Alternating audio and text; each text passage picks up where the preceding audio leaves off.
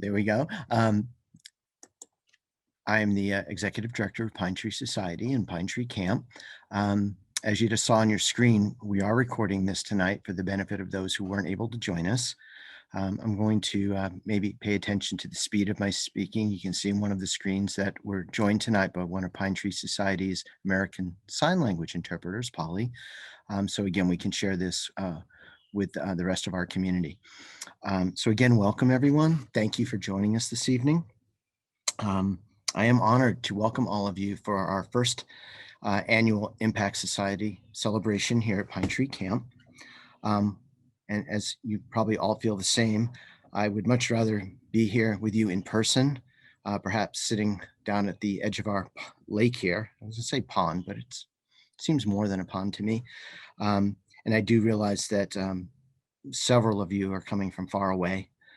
So that would not make such a rather brief session worth your time, but I'm hoping if you've not made it to camp, that you will be able to join us at some point in the near future. So we developed Pine Tree Camp Impact Society as another way to share our gratitude with you. Tonight, you'll hear about Pine Tree Camp's work to turn challenges into opportunities. You'll hear about the transformational impact of Pine Tree Camp in the short and long term. As we are sharing, please know that none of this would have been possible without you. You are such an important piece of our mission. I think everyone knows that programs like ours do not receive state or federal funding, so it's all reliant on the goodness of others to make this camp a continued reality for so many. Since 1945, I think maybe some of you know we've been around that long. So I wanted to say that as well.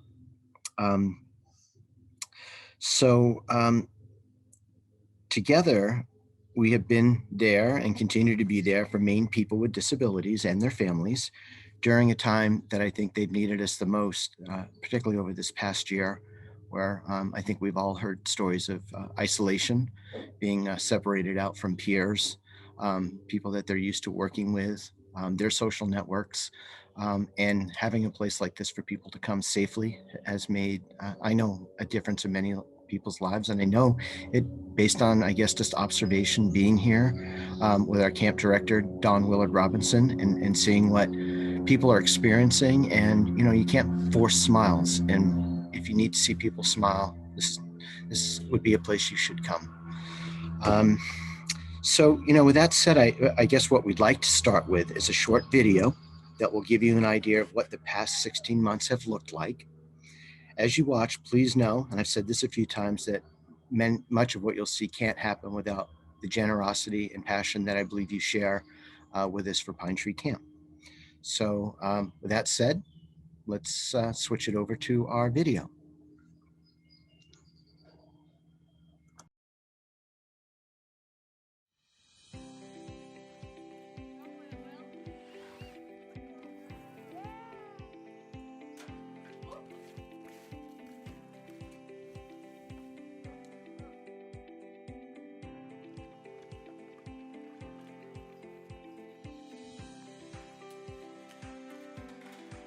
Camper experiencing freedom and independence in a kayak on North Pond. A father-daughter duo teaming up to ride a tandem bicycle for the first time. The sheer pride of hitting the bullseye in archery. You can see it, the transformational impact of Pine Tree Camp.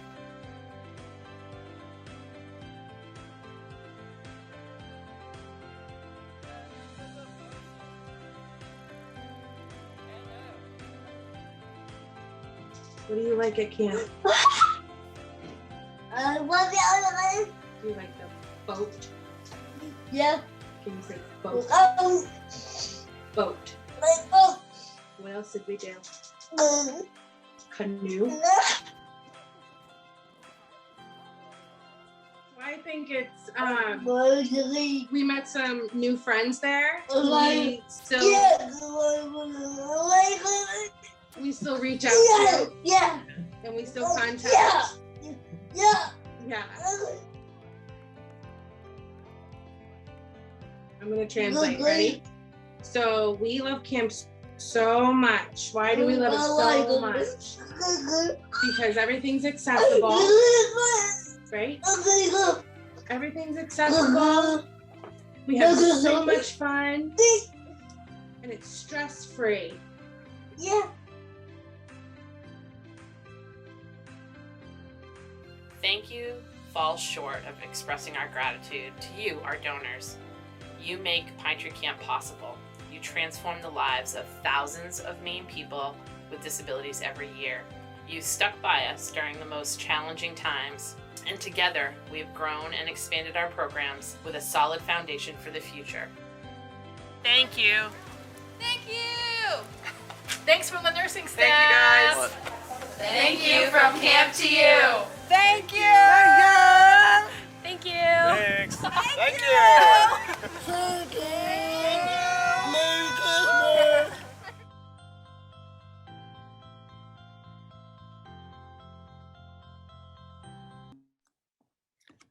I hope that was enjoyable for you. It was fun for me. And again, I get to see it in person all the time. So where from here? Well, I mentioned Dawn Willard Robinson, who's also on screen with me today. Dawn has really a long-term commitment. I don't know how many years, but it's in the 20 range, I think. She'll tell you. But I would love to ask Dawn to share a look back at 2020, tell you what is happening now in 2021, and plans for the future of Pine Tree Camp. Dawn?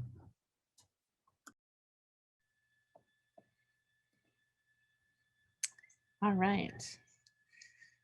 Let's see. Here we go.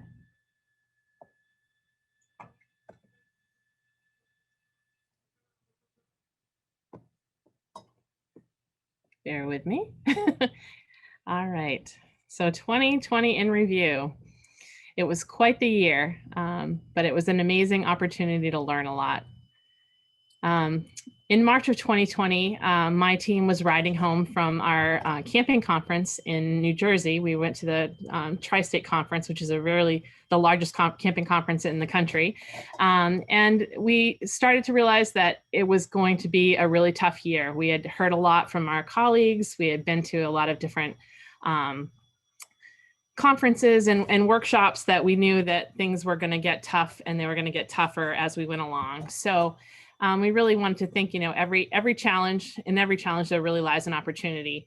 And we really want to continue doing what we were doing. So we started talking about options that we could do. What would we be able to do for our campers and to continue to keep them connected and staying in touch with us. So it was really important, we knew, to keep everybody engaged. It was really important to keep everybody active and to give everybody a purpose and something to do.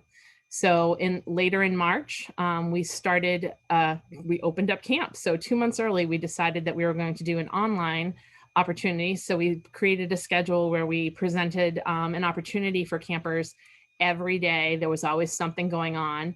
And they either joined us via Zoom, or we showed videos, or we used Facebook Live. So it really kind of kept everybody connected, gave them something to look forward to every day, and encouraged them to do what they could do to get outside and stay connected with other people.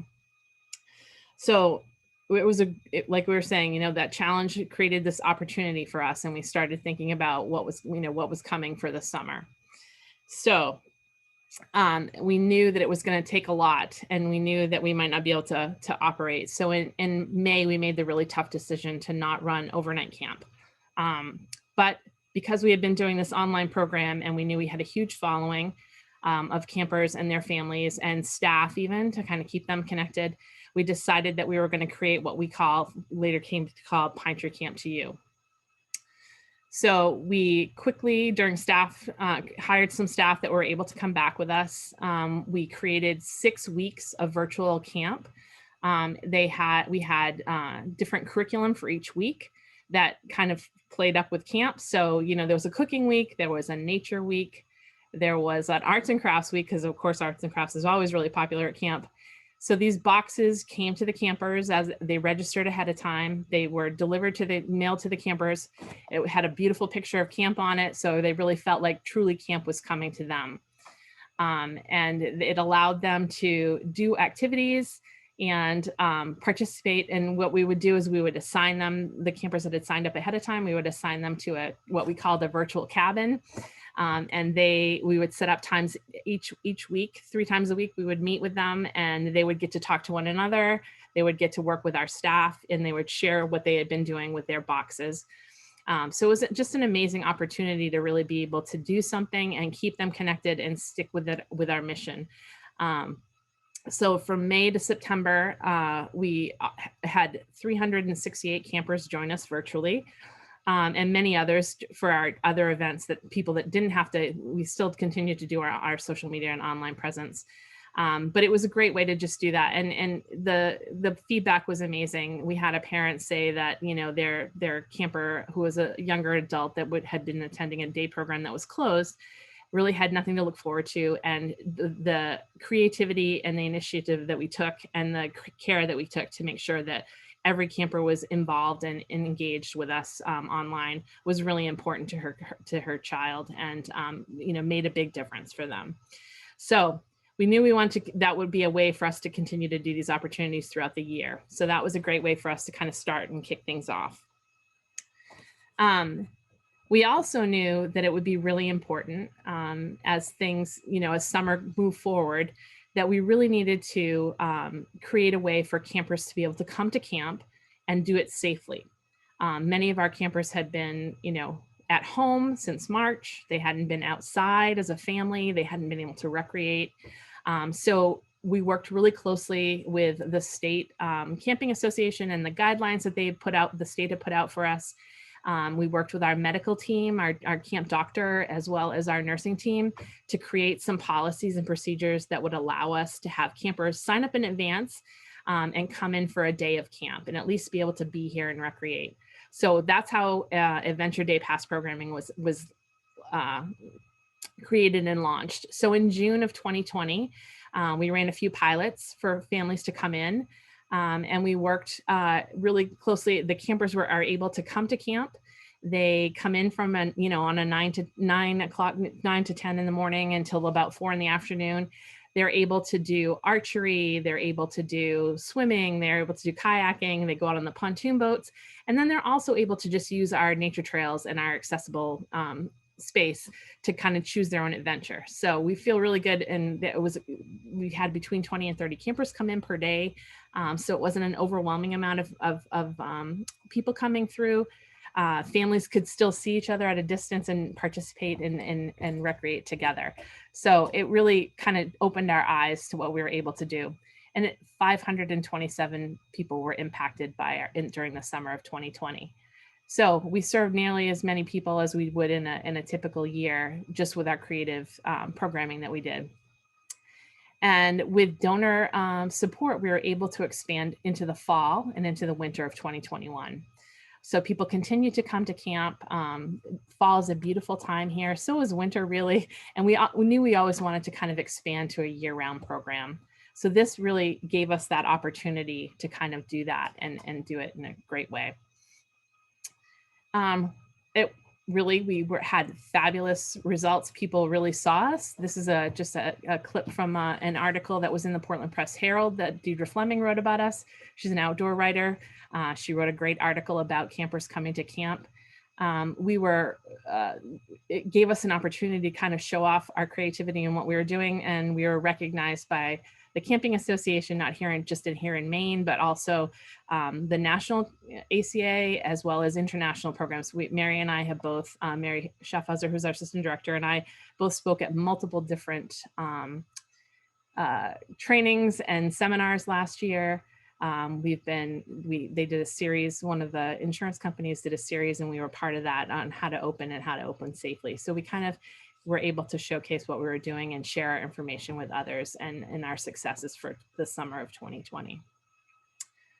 So moving on to the present, 2021, here we are.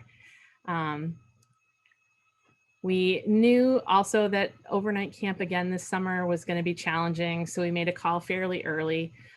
We decided to continue and expand on our Adventure Day Pass programming. We now offer it every other day each week. So we are having more and more campers come. We're having new campers that are experiencing the program and trying it. It's turned into a year-round program.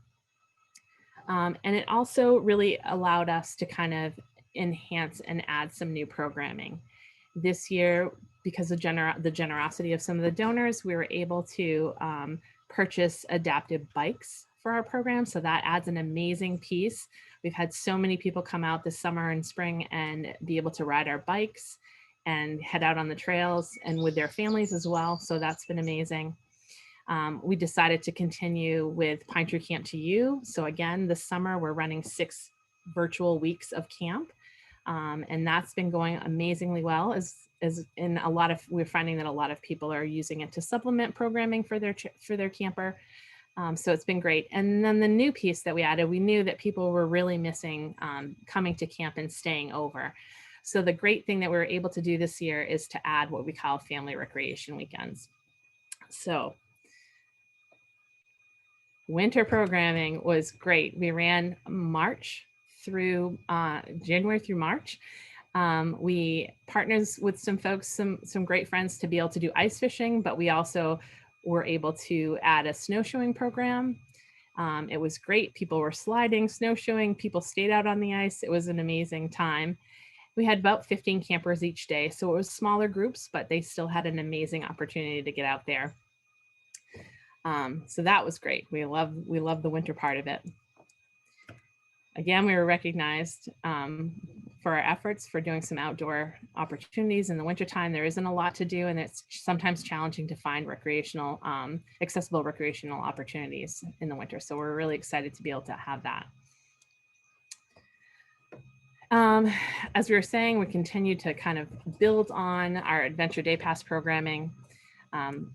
It allowed us last summer to really look at our nature trail system. We've been thinking about it for years, but it allowed us to actually build and expand the trail system. And we're adding a few more miles to our nature trails. We've been able to do some work to our challenge course. We have a small low ropes challenge course that we've been able to expand on, and we're adding another element hopefully this fall. So that's been great. It's been just an amazing opportunity to be able to do some of that stuff.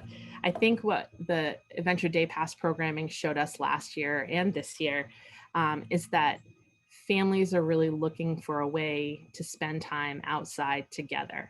And so what it did for us is it really redefined what we were thinking of in terms of respite for families. I think sometimes you think respite, their campers have to come to camp and then families leave them here. But a lot of our campers, their families did that for years, dropped them off, picked them up dropped them off on opening day, picked them up on checkout day, but hadn't really seen all the changes that we've made to camp over the last 10 to 15 years. And this way it really allows them to participate. The camper becomes the star of the show. They get to show their families around and tell them all about it and tell them how, where the archery range is, or how they go kayaking, or what they might see when they're kayaking. So that's been an amazing opportunity for us. And the other piece that it's really allowed us to look at, I think, is that multi-generational piece that happens when campers come to camp. Last summer, we had a brand new camper family come in. They have a young son who's 8 or 9. He has some physical limitations and challenges, and they were really a little bit leery about coming to anywhere where there was going to be a group setting. But then after we talked about what we did was safe, they felt comfortable coming. They came first, just mom, dad, and the camper, and participated for a day. And then the next time they came, they said, "Can we bring the set of grandparents?" And so we said, "Of course you can." So David's grandparents came with them. His grandmother had recently had a stroke and had some physical limitations herself, but had been really interested in a big kayaker and hiker and camper. They hadn't been able to kayak since she had her stroke. And so they were kind of hanging back and hesitating. And we said, "Oh, everybody's welcome to join in. We'll make it work for you." And so they were so thrilled. All 3 generations were able to kind of go jump in a kayak, go down the channel here and see turtles and loons and everything that camp has to offer as we paddle on North Pond. So that was just a great opportunity for everybody. And that really kind of opened our eyes to not just, the camper that we're serving, but the impact that we have on the family as well. thrilled, and we just had such a great time with multiple families this last summer and this summer. With our family recreation weekends that we launched this year, what happens with family recreation is we take anywhere between 11 to 12 campers and their families. We assign them a cabin on their own. So they either have one of our really large camper cabins or some of our staff cabins we've converted and made them more accessible. They get assigned to their cabin. We still do the food piece of it for everybody. So they still have that, combined meal time together. But we offer, it's really like an expanded version of our Adventure Day Pass programming. So we run program, we have, things that they can sign up to do, or they can just relax together and hang out and sit on the beach and swim. It's been such a great opportunity, again, for families to be able to come together, get that unique piece of respite that comes when you go somewhere, you don't have to worry about what's going to happen, how it's going to happen, how it's going to be accessible. So it's a great time for everybody to recharge. But families have come. We had one gentleman came the first weekend. He's one of our older adult campers. He and his adult sisters came. The sister said, we want to come and see things. We've always dropped him off. He doesn't have a lot of opportunity to be able to tell them what happens. They know he loves it. And so they each came, both sisters came, the sisters' daughters came, and then their children. So it was such a great experience for the whole family. I think they had 11 people in their family come that weekend. So it's just so nice to see some of that and to see it all happen. So we've been really pleased with that. And we really hope to be able to expand some of that opportunity for families to come and camp in the off season. So that leads me into our vision for 2022 and beyond, hopefully. We would really like to expand and be able to serve more campers. So to continually build that solid foundation of year-round camping programming and solidify what it is that we're doing, and provide those experiences in all 4 seasons. And then hopefully returning to our overnight camps in 2021 in the summer. And that'll still give campers that experience that they're really looking for. They're so, everyone's so excited to be able to come back and be in a regular session. And we also we built a barn in 2021, in 2019, gosh, I can't talk today. In 2019, we built a barn that's amazing. We have chickens and goats and ducks, and it was such a great opportunity. And people have been enjoying the barn and the farm part of it, but we're really looking to expand that. And we're also going to be building a greenhouse. So campers will be able to not only take care of the animals as part of our programming, which they love to do, but also really be able to plant and do some of that really neat growing and experiences with that, and hopefully plant some of our flowers here at camp and maybe even have a little sensory garden. So we're really looking forward. It just opens up all kinds of opportunities for us to be able to launch with the new greenhouse in the barn. And then we really want to always make sure that we're providing the highest quality of camper care and safety. So we started this year by looking at we did a big project looking at our, how we worked with folks, with campers that have food allergies and food sensitivities. And we're really working to do some of those big improvements and upgrades. This summer, we've been able to put some of those new techniques into place with our small family camps. It gave us a nice way to pilot some of that information, that work that we've been doing. So we're really looking forward to launching it in with full camp next summer. We also are in the process of working and developing what we call a leadership and training program. We often are looking for programs and opportunities for our campers to be able to have some real life experience and some real work experience and some of that pre-skill that they need. A lot of camps have these training programs for their older campers as they age out of camp, but we know that there's a big need for it. And we also know that there's a big need for us to work with some younger high school students to also kind of do some of that leadership and training experience. So we're looking to try to pilot some sort of an integrated program that would take high school students from the area, as well as some of our campers, and really work through a program so that they could build to a spot where they would either be able to work with us for the summer or also be able to work somewhere else. So we're really really excited about that programming. The other piece is we're always looking for the best quality staff. A lot of camps across the country have fellowship programs. And what this does is it provides an opportunity for young camping professionals, possibly coming out of college, to really have a year-round experience at a camp, to understand the administrative side of things, understand the full programming side of things. And it's just a win-win for all of us. We get really quality staff to come and live here and be part of our team for a year. And then they get a great experience and are able to take that world experience back out into the camping community. So we're really looking forward to developing our fellowship program. The other piece that we always work closely with is that environmental stewardship of our camp. We're very fortunate to have a beautiful property here on a mile of shorefront on North Pond. And we're always trying to work to continuously make sure that we're part of the community, that we're doing the right thing for the environment, and have worked closely with the North Pond Association, with Seven Lakes Alliance, and with the Belgrade Conservation Corps to do some projects that help with the runoff and, make sure that the lake stays healthy, as North Pond stays as healthy as possible. We also have a very long camp road, as if you've ever been here, it's about a quarter of a mile. And what we need to do is really make sure that it comes directly into the pond.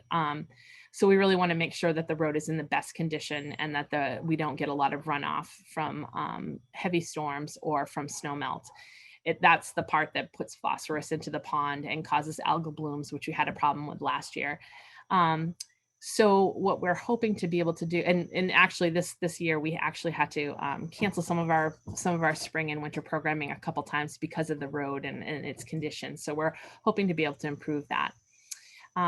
We also built a couple of years ago, built a rain garden to help with the watershed that comes off our cabins when it rains. And we're hoping to add some of those and become part of that, what they call Lake Smart property. And then we're always looking to try to make sure that there's not a lot of erosion from our shoreline. And so we're going to continue to add buffering plants to the shoreline and work with the Pond Association to make sure that we have the best and healthiest sites to offer. So all kinds of really exciting things happening behind the scenes. So none of this could be possible without all of your support. So thank you doesn't always seem enough, but I really appreciate everything, all the support people have given us over the last 2 years. And just thank you so much for being here and for helping us. I'm going to turn it back over to Noel. Okay, thank you, Dawn. And please, again, thank you to everyone.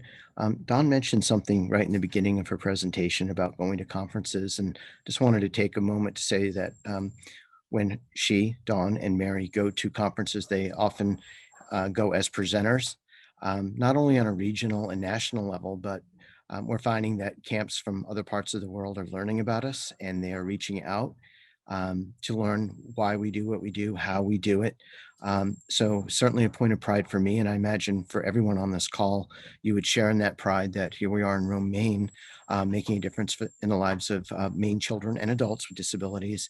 And the word is spreading that maybe others could learn from us. So I just thought I would mention that. My thank you for Dawn and her comments today. We all could probably come to camp and see smiles and recognize that individual's happy at that particular moment. But we also know we do transformational work here, and that we help people transform their lives through the experience they have at camp. So what I would like to do next is just share a brief video with you that is from a woman named Deborah Taylor, who started in camp in the 1960s as a 5-year-old. And maybe that's all I'll say. And I will let you listen to Deborah and talk about what coming to camp in the 60s meant to her and where she is today. Hi, my name's Deborah Taylor. I'm here tonight to talk with you a little bit about my commitment to Pine Tree Camp and why I donate to Pine Tree Camp. When I was 2 years old, I had bone cancer, and it resulted in a fairly significant disability in my leg. I walked on crutches, I had a brace, and grew up in a family that loved me very, very much and overprotected me as well. That was part of the love, I guess. And the most generous and selfless thing they ever did was take my pediatrician's advice and send me to Pine Tree Camp. And I was 5 years old when I went to camp for the first time. I was scared. My mom was scared. I remember her telling me she drove up the camp road and cried pretty much all the way from Rome, Maine to Lewiston, Maine, where we lived. But it was the biggest blessing I could have ever been bestowed in my life. At Pine Tree Camp, I stayed for 8 weeks. It was a very different kind of camp season back then. I stayed for 8 weeks and then was very blessed to be able to have 2 4-week sessions for the rest of my time until I was 13 when I started working at Pine Tree Camp.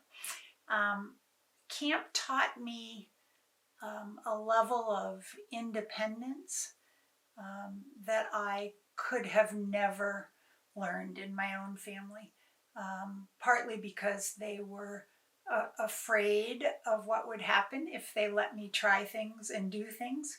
And when I went to camp, anything was possible. Everyone was able, differently able, but it gave us the opportunity to learn and to grow as human beings. And I longed for my time at camp every year. I couldn't wait. I loved school, but I couldn't wait to get out of school so I could go to Pine Tree Camp. After I grew up, I think that camp continued to fill my heart with a lot of hope and a belief in myself that carried me through a very successful professional career. And now I'm retired and enjoying that very much. So I wanted to share my story tonight because I have been a long-time donor to Pine Tree Camp and to the Society's mission in general. And I'm hoping that my story, as well as the possibility to hear other people's stories, might also help you understand the value of what you give to Pine Tree Camp and how it helps so many people, even retired at 64. So I just want to thank you. Sorry I can't be with you in person, but I'm lucky enough to be able to come to you by video. And I hope you have a great evening, and thank you for being donors. We do here at Pine Tree Camp talk about transformational work that we do with people. Certainly it's the experience that they get that day, and we hope everyone has fun every day and they try new things. But it's also to create, I think, sometimes a pathway that everyone understands that maybe what their potential is, that trying new things can be scary, but they also can be, I think, kind of freeing. And I think we lead with that a lot with both our children and adult weeks. So I think Deborah's story here, as someone who actually was here in the 60s, should be inspirational, perhaps to some of our campers today, hearing from someone who's been here and really had a pretty good path in her life that she gives credit to her experience here at camp.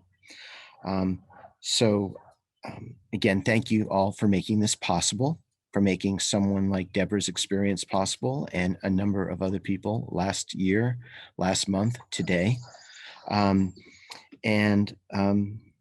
I think maybe that's where I'll leave my comments for tonight, other than I think to say that maybe in the coming days, you may hear from some of us because we have other ideas here at camp. Please feel free to reach out to those that you know here at camp. And I think until then, I will say thank you. Thank you for your time tonight. And thank you for all that you've done for us. And most importantly, our campers. And hope to see you at Pine Tree Camp sometime in the near future. Have a good evening, everyone. Thank you again.